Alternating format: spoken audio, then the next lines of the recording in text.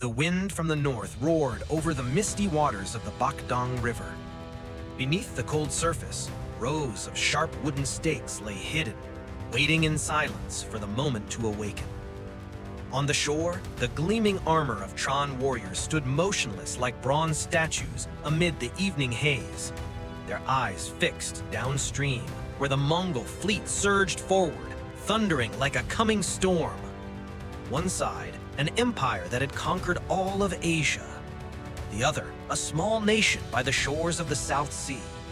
Yet here, upon this river, the fate of two peoples would be decided.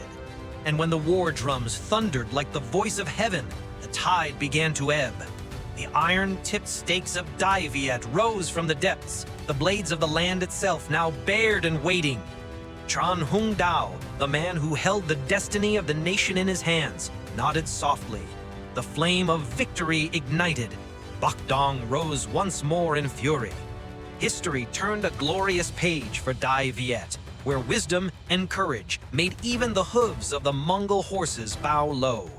If you are passionate about uncovering the heroic pages of our past, the undying feats of our ancestors, then hit like, subscribe, and ring the bell, so together we may journey back through time to rekindle the spirit of Đại Việt, where every wave, every inch of land tells a story of courage and freedom. The winter monsoon howled endlessly across the mountains of Yunnan, carrying with it the thunder of galloping hooves. Over the gray snowfields, the Yuan banners fluttered, tens of thousands of iron-clad horsemen gleaming beneath the cold sun. From the great capital of Khanbali, Kublai Khan had decreed, Đại Việt must be erased from the map of the south. An empire that had made all of Asia bow now gathered 100,000 elite soldiers, 100 massive warships advancing from three directions, like a black storm descending upon the land of Viet. From the north, Prince Tuat Hoan led the main force, white banners marked with the word Yuan covering the horizon. From the west, the fearsome general Arik Kaya rode with 50,000 Mongol cavalry, cutting through forests and mountains, aiming straight for the Red River. From the eastern sea, Mai Yini and Fan Yi commanded their fleets from Qinzhou and Hainan, slicing through the waves. Three spears pointed at one single target, Đại Việt.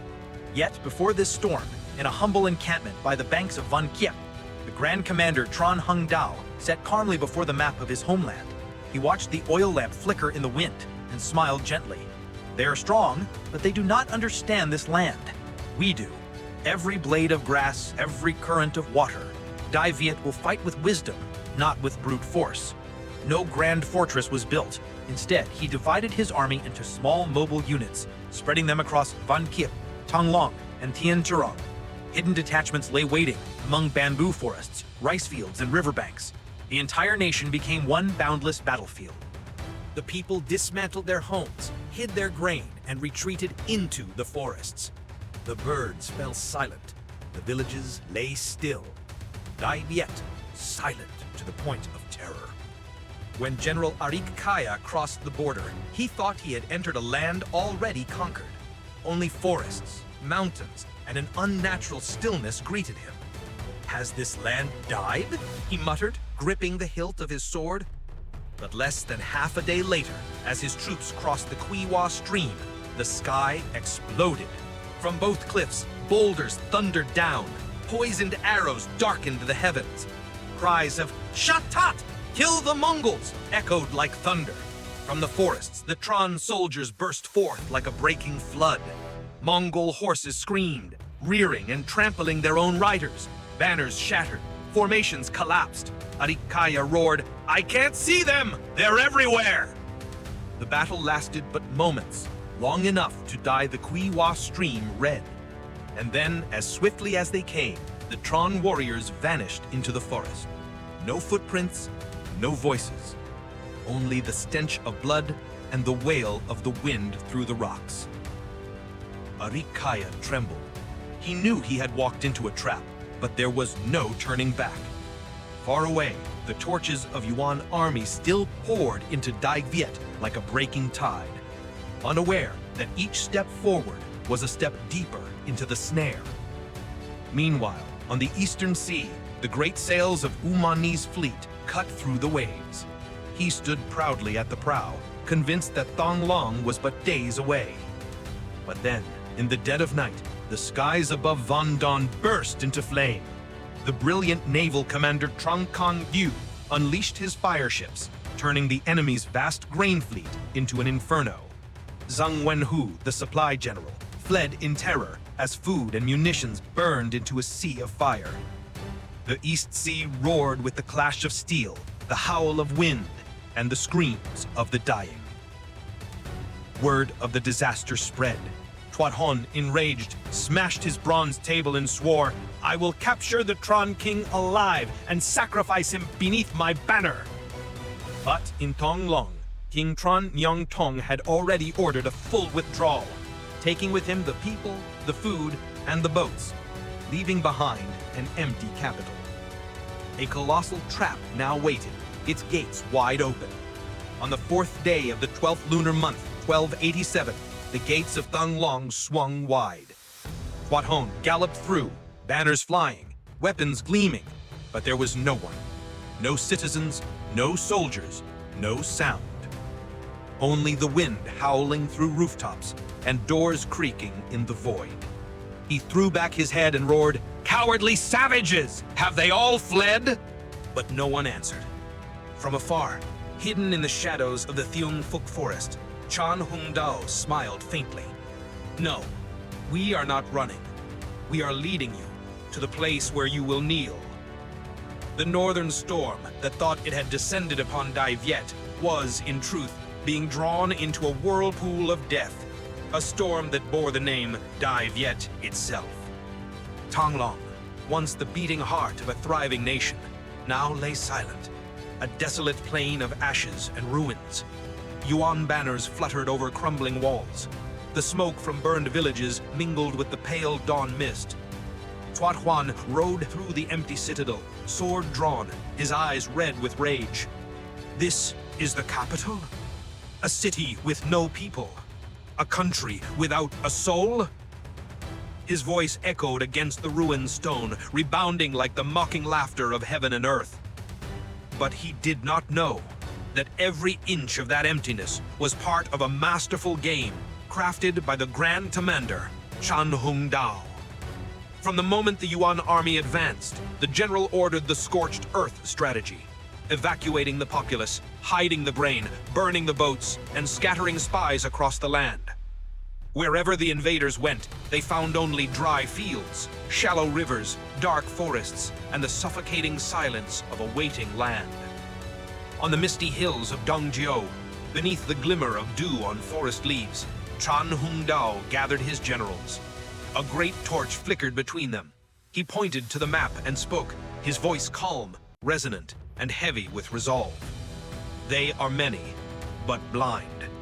They are strong, but weary. They believe in swift victory, but the farther they march, the deeper they sink. Let their own arrogance destroy them. The generals roared as one, "Yes, Commander." Their voices rolled through the forest like a rising tide. From that night onward, across the lands of Đại Việt, small bands of militia sprang into action, striking from the forests, vanishing like ghosts into the mist. They did not fight to win at once, but to bleed the enemy dry, to starve them, exhaust them, break their spirit. Each night in the Yuan encampments, campfires flickered weakly against hollow faces. Horses collapsed, men grew thin, and even the officers' shouts could not drown the moans of hunger and disease. Many nights Tuat Huan lay awake, listening to the wind outside his tent, hearing in every gust the phantom march of 1,000 Tron soldiers closing in. He knew he was losing control, yet still he bit down and commanded, "Find the king of Đại Việt, bring him to me." But far to the east, another storm was already rising. In the island waters of Van Don, the once disgraced general Chan Kiangzu, stripped of rank for past mistakes, now returned for a battle of redemption. He intercepted the massive supply fleet of the Yuan commander Zhang Wenhu. That night at Van Don, the sky was as black as ink, save for the fiery glow of flaming arrows soaring through the darkness. When Kang Du shouted, "Set fire!" the sky flared. The East Sea itself seemed to burn. Flame licked the sails and spread to the grain holds. ships erupted in blasts. Cries of men, the screams of horses, and the howl of the wind braided together into a hymn of hell. The invaders' great invasion suddenly lost its lifeblood. When the news reached Tuat Han, he smashed his table, drew his sword, and cleaved the tent pole. No supplies, no people, no enemy. What kind of war is this? He roared in despair. But while the Yuan forces sank into chaos, the people of Đại Việt awoke like a living body rousing to action. Every villager, every soldier, every torch in the night became a single rising wave. They needed no speeches. They knew the homeland was being tested. At Ha Lung, Trần Hưng Đạo stood before his camp, the firelight carving lines of wind and weather into his face. He looked north, where moonlight silvered the water, and said, "They are strong because we fear. If we are not afraid, they will weaken. When they tire, we strike. When the tide withdraws, we kill. When heaven helps, we win." A cold wind passed. The torchlight shivered. Beyond the horizon, Tuat Han still trudged deeper into the maze, unaware that each step, each breath, each beat of sweat carried him closer to the deadly stake field of Bac Dang, the place where history had already appointed the invaders' fate to drown. Dawn on the 9th day of the 3rd lunar month, year Mount T, 1288. Bac Dang River lay wrapped in white mist, its surface calm as a colossal mirror. But beneath that stillness, thousands of iron-tipped tamarind stakes, sharpened and hidden, waited. They stood like the silent army of the motherland, ready for the single command from their unparalleled commander, Hung Dao Dai Vuong, Tran Tuac Tung. On the ridge of Trang Keng, with the salt wind in his face, Hung Dao looked out over the flowing water. His gaze was blade-sharp, ocean-deep. His hand gripped the sword hilt, carved with the words Sat Tak. Below, the elite captains took their stations. Pham Nguyen Wao with a band of death ambushers along both banks. Yet Kio in Datsiong submerged and breath held waiting under the water. Nguyen Guai commanding the Holy Guard to block the lower reaches. Tran Guang Kai and Tran Nyat Wen Yet ready with archers along the forested slopes. On the river, the light Tran warboats moved slowly, feigning retreat to lure the enemy into the stake field. From afar, the drums of the Yuan Mongol Armada thundered. Omaye's great fleet, over 100 warships, advanced, roaring toward the river mouth. The prows of the Yuan warships sliced through the waves, banners snapping in the wind, and the soldiers' arrogant cries rolled across the river like thunder. At the prow stood Ma Yi, eyes blazing with pride. "These southern barbarians are weak. One battle and they'll be swept away." But he did not know he was sailing straight into the trap of time itself, where every pulse of the tide was the ally of Đại Việt. At noon, the tide rose high, concealing the deadly field of stakes beneath the surface. Trần Hưng Đạo lifted his hand. The light Tran boats turned and fled, feigning terror. Ma Yi roared, "After them! Leave no one alive!" War drums and horns erupted. Hundreds of Yuan ships surged forward like a stampede of iron beasts. Waves split. The river boiled white. And then the moment came. As the sun began to sink, the tide withdrew. The sharp iron-tipped stakes of Bac Dang slowly emerged, glinting like 1,000 blades of steel. On Mount Trang Keng, Trần Hưng Đạo drew his sword, raised it high, and shouted, "The hour of Đại Việt has come! Sound the drums!" The command drums thundered like the wrath of heaven. From both banks, Trang Quang Hai's archers loosed fire arrows. Flames rippled across the river's surface, turning water to fire. Downstream, Nguyen Quai's fleet charged in, blocking all escape. Upstream, Pham Nguyen Lao and Tran Nhật Drat struck, driving their ships straight into the enemy line. The cry, "Sak Tat! Kill the Mongols!" rose like a storm, drowning even the roar of the sea. Yuan warships jammed together midstream, unable to turn. Large vessels ran aground. Smaller ones collided and splintered. Beneath the surface, Yet Kiu and Datsuang burst up from the depths, boring holes in the enemy hulls, setting fire from below. Flames roared, smoke thickened. The air reeked of burning wood, blood, and molten iron. On deck, Yuan soldiers screamed and leapt into the river, only to be impaled on the iron stakes below. One terrified officer cried out, "Heavens! The river grows spikes! This is witchcraft!" Ma Yi tried to stay calm, shouting orders to turn the ships, but the tide fell too fast. His own flagship ran aground, tilting as fire closed in on every side. From the mountain, Trần Hưng Đạo looked down, his voice deep and steady. "The tide is my army. The stakes are the swords of the land, and I am the will of the people of Đại Việt. The battle raged until sunset. The Bakdang River became a sea of fire, glowing crimson beneath the dying light.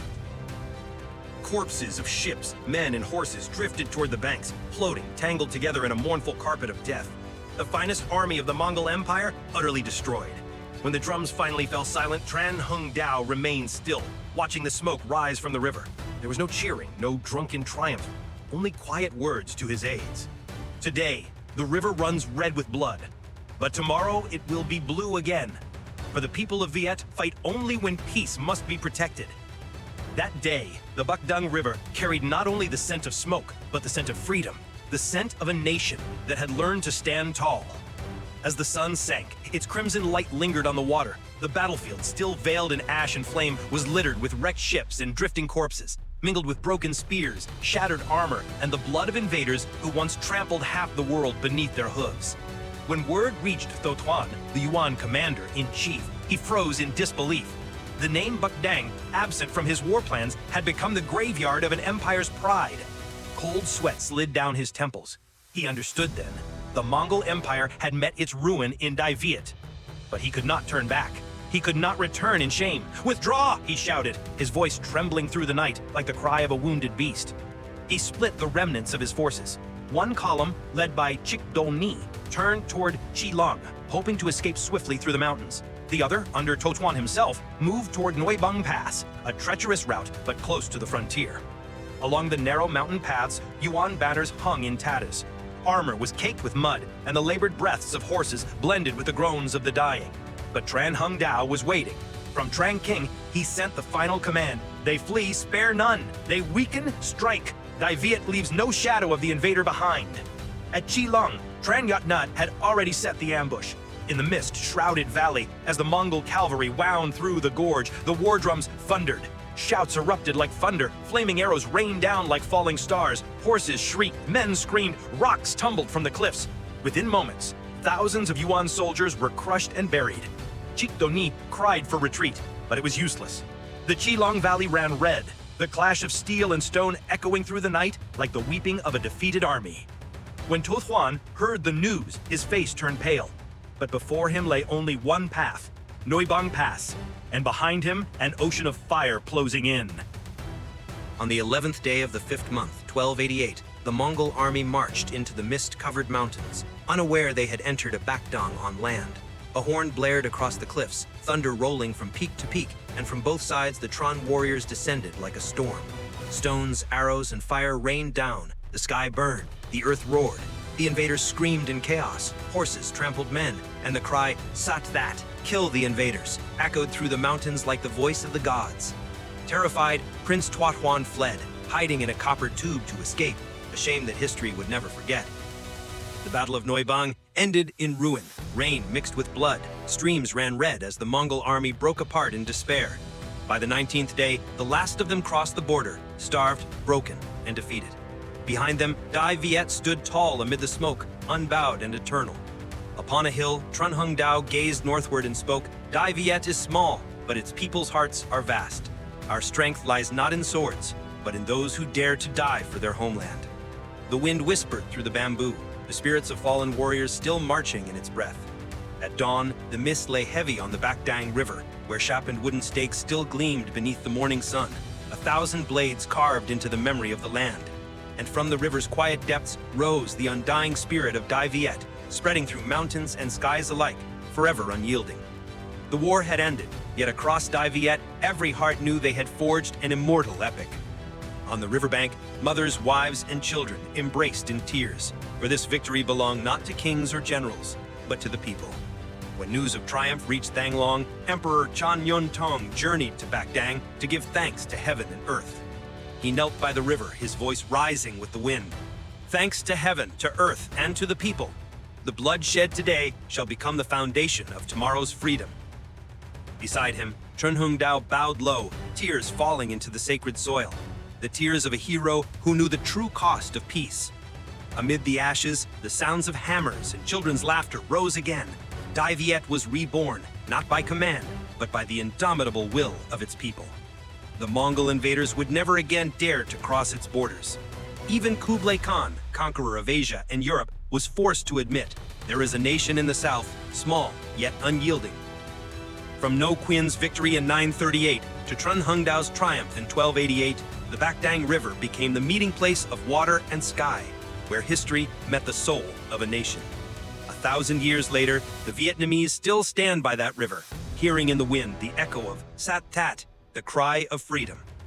Bac Dang is no longer a battlefield, but a witness, a solemn reminder that liberty is not a gift, but a debt paid in courage and blood.